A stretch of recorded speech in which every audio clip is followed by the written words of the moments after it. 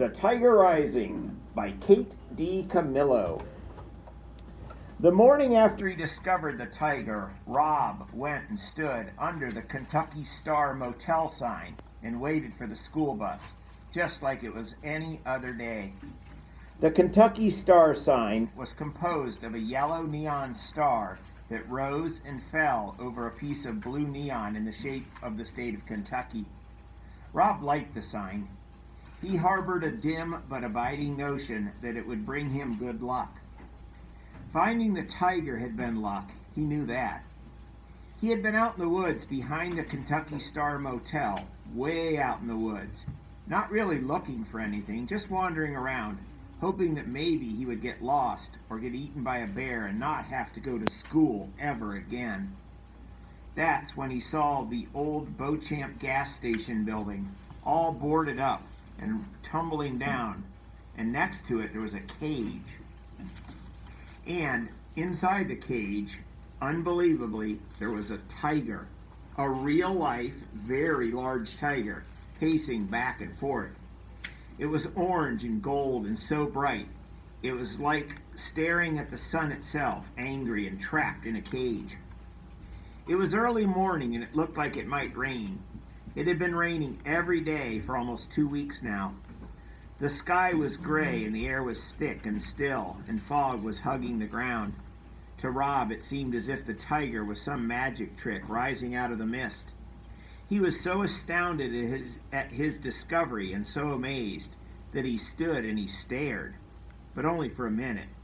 He was afraid to look at the tiger for too long, afraid that the tiger would disappear. He stared, and then he turned and ran back into the woods toward the Kentucky Star Motel. And the whole way home, while his brain doubted what he had seen, his heart beat out the rhythm of truth to him. Tiger, tiger, tiger. That was what Rob thought about as he stood beneath the Kentucky Star sign and waited for the school bus. The tiger. He did not think about the rash on his legs, the itchy red blisters that snaked their way into his shoes. His father said that it would be less likely to itch if he didn't think about it. And he did not think about his mother. He hadn't thought about her since the morning of the funeral, the morning he couldn't stop crying, the great heaving sobs that made his chest and stomach hurt. His father, watching him, standing beside him, had started to cry too. They were both dressed up in suits that day. His father's suit was too small, and when he slapped Rob to make him stop crying, he ripped a hole underneath the arm of his suit jacket. "There ain't no point in crying," his father had said afterward. "Crying ain't gonna bring her back." It had been 6 months since that day. 6 months since he and his father had moved from Jacksonville to Lister, and Rob had not cried since, not one time. The final thing he did not think about that morning was getting onto the bus. He specifically did not think about Norton and Billy Threemonger waiting for him like chained and starved guard dogs eager to attack. Rob had a way of not thinking about things. He imagined himself as a suitcase that was too full, like the one that he packed when he left Jacksonville the day after the funeral. He had made all his feelings go inside that suitcase. He stuffed them into it in tight, and then he sat on the suitcase and locked it shut. That was the way he not thought about things. Sometimes it was hard to keep the suitcase shut, but now he had something to put on top of it, the tiger.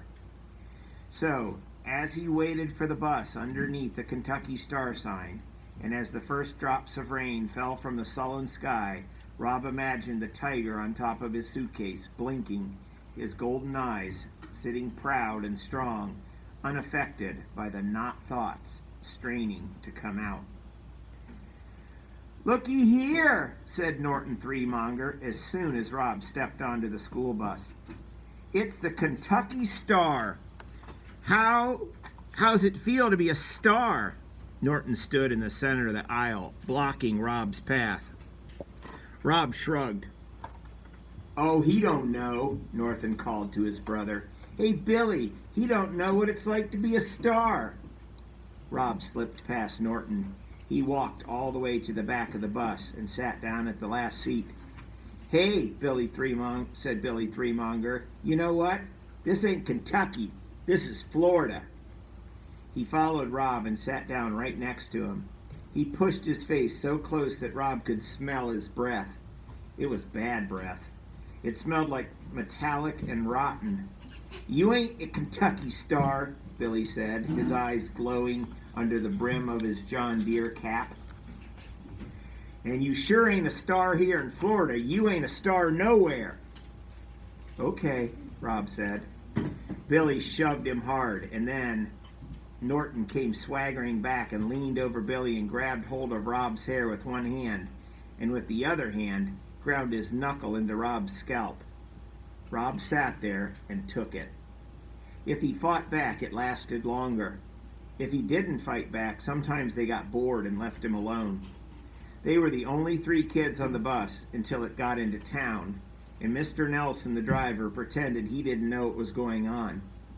He drove staring straight ahead, whistling songs that didn't have any melody. Rob was on his own, and he knew it. "He got the creepy crud all over him," said Billy. He pointed at Rob's legs. "Look," he said to Norton, "ain't his legs gross?" "Uh-huh," said Norton. He was concentrating on grinding his knuckles into Rob's head. It hurt, but Rob didn't cry. He never cried. He was a pro at not crying. He was the best non-crier in the world, and it drove Norton and Billy Threemonger wild. And today, Rob had the extra power of remembering the tiger.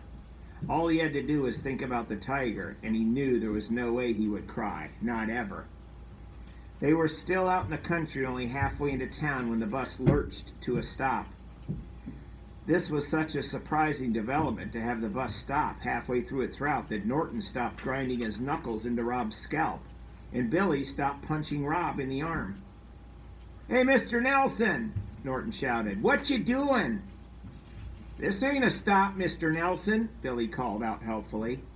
But Mr. Nelson ignored them. He kept whistling his non-song as he swung open the bus door. And while Norton and Billy and Rob watched, open-mouthed and silent, a girl with yellow hair in a pink lacy dress walked up the steps and on to the bus. All right, one more chapter. That was chapter 1 and 2, I forgot to tell you. Nobody wore pink lacy dresses to school. Nobody. Even Rob knew that. He held his breath as he watched the girl walk down the aisle of the bus. Here was somebody even stranger than he was. He was sure. "Hey," Norton called, "this is a school bus." "I know it," the girl said. Her voice was gravelly and deep, and the words sounded clipped and strange, like she was stamping each one of them out with a cookie cutter. "You're all dressed up to go to a party," Billy said. "This ain't a party bus." He elbowed Rob in the ribs. "Ha!" Norton laughed. He gave Rob a friendly thud on the head. The girl stood in the center of the aisle, swaying with the movement of the bus. She stared at them. "It's not my fault you don't have any good clothes," she said finally. She sat down and put her back to them. "Hey," Norton said, "we're sorry, we didn't mean nothing." "Hey," he said again, "what's your name?" The girl turned and looked at them. She had a sharp nose and a sharp chin and black eyes. "Sistine," she said. "Sistine," hooted Billy. "What kind of stupid name is that?" "Like the chapel," she said slowly, making sure the words was clear and strong. Rob stared at her amazed. "What are you looking at?" she said to him. Rob shook his head. "Yeah," said Norton. He cuffed Rob on the ear. "What are you staring at, disease boy? Come on," he said to Billy. And together they swaggered up the aisle of the bus and sat in the seat behind the new girl. They whispered things to her, but Rob couldn't hear what they were saying. He thought about the Sistine Chapel. He had seen a picture of it in the big book that Mrs. Dupree kept on a small shelf behind the desk at the library.